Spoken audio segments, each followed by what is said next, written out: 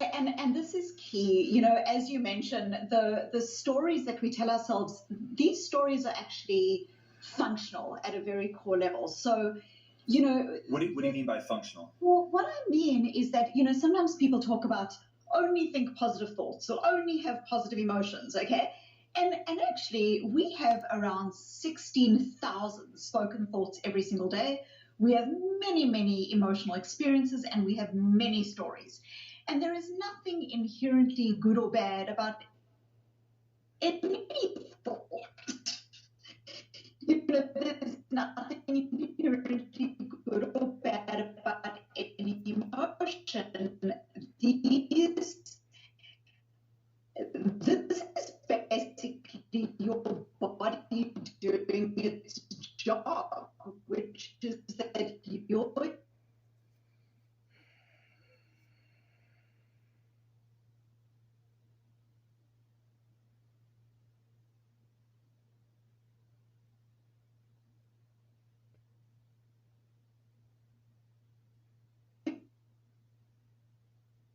emotions evolved to help you to ward off danger, to judge, to criticize, to understand, to pick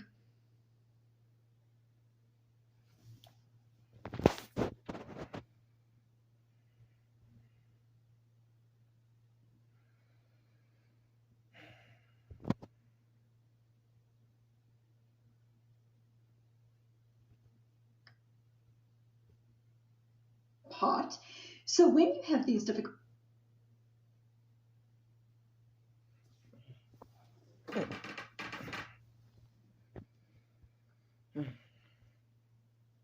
thoughts, emotions, and stories, that's often your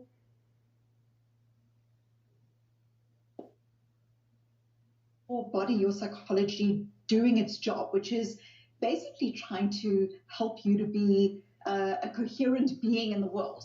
And I'll give you an example of what I mean by this. You know, when I wake up in the morning and I hear my baby cry, my story, which is that is my child that is crying, that needs me, is what helps me to tune in that sound relative to the washing machine that's going on in the background.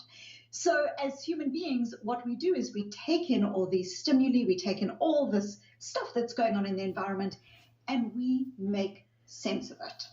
And making sense of these stories, even if they make sense in a way that doesn't serve us, is sense making. So we all do this.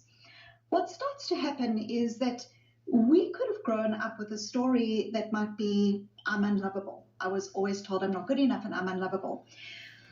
But then, you know, you reach 30 or 35 or whatever it is, and you start recognizing that that story is stopping you from being intimate, is stopping you from actually moving in the direction of your values, which is that you want to feel close and collaborative and connected. And so it's not that there's anything inherently good or bad about any story, any thought, or any emotion that we have. The more important question to ask ourselves is the story that I have right now serving me? Okay, so the first thing is recognize that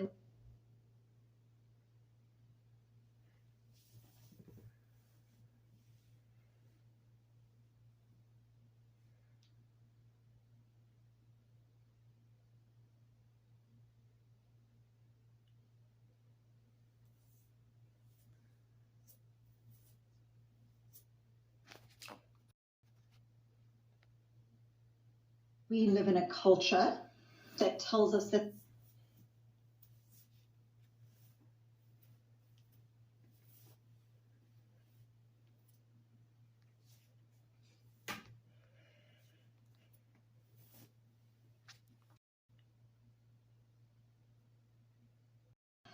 and what this can often mean is that we then are with our difficult emotions. Because I feel sad and I shouldn't feel sad. You know, often what I talk about in my work is that we have these type 1 emotions.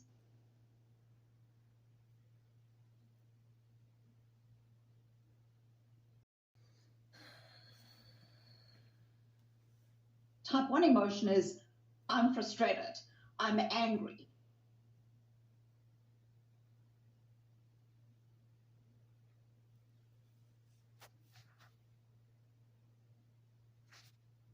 I'm fearful, I'm grieving. Okay, that's a type 1 emotion. A type 2 emotion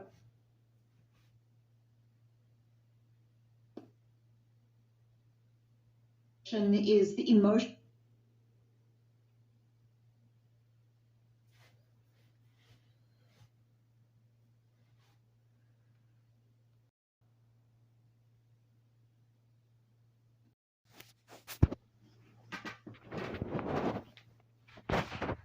that's going on, even though I'm not enjoying it, because many people would want to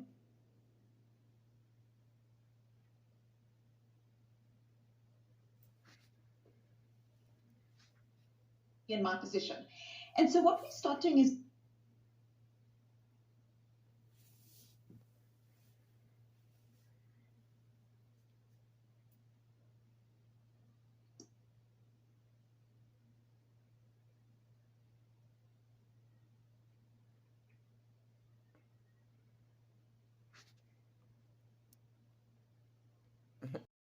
with ourselves.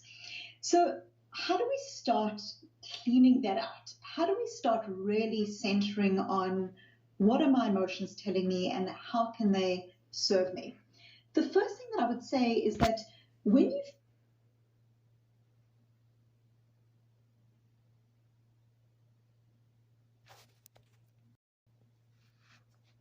feel something,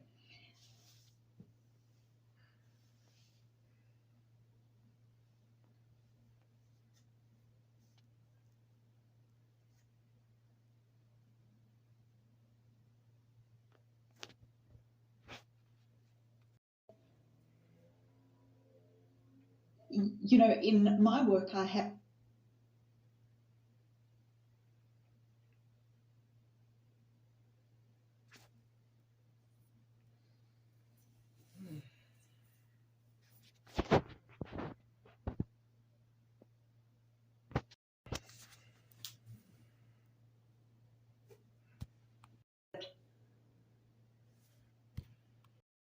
without stress and discomfort.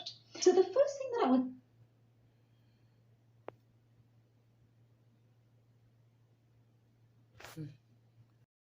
but it's not. It's the self-soothing that you were talking about earlier. It's that ability to feel something and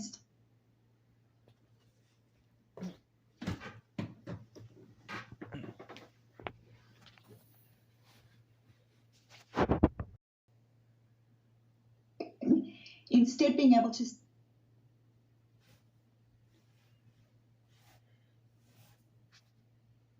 this is what I'm feeling, like this is tough. You know, I've had this experience and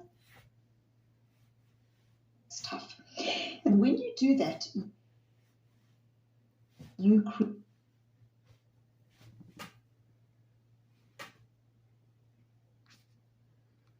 connected and you kind of love yourself. And it's in that space that you're then able to take more risks and try out new things because you know that if something goes wrong,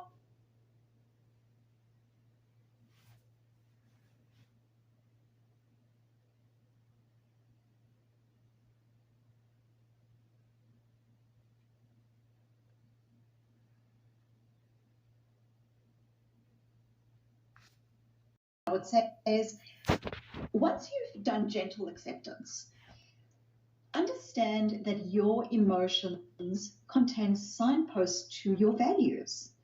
We don't feel things about stuff that we don't care about.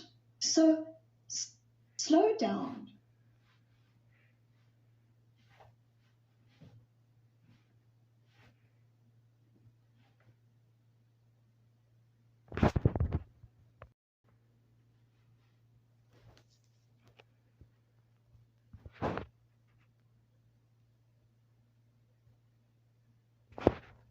Me about my values.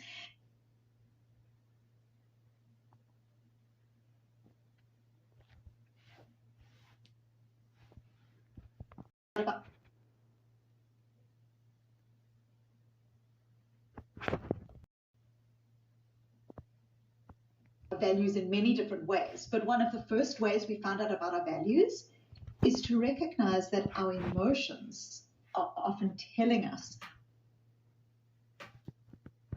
what our values are.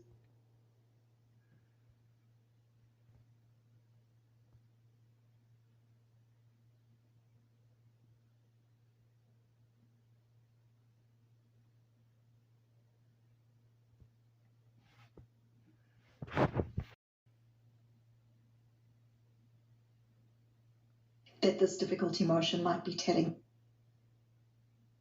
me. It might be, I need more support right now. It might be that I'm exhausted and I need more self-care. But these are really important parts of starting to connect with our values.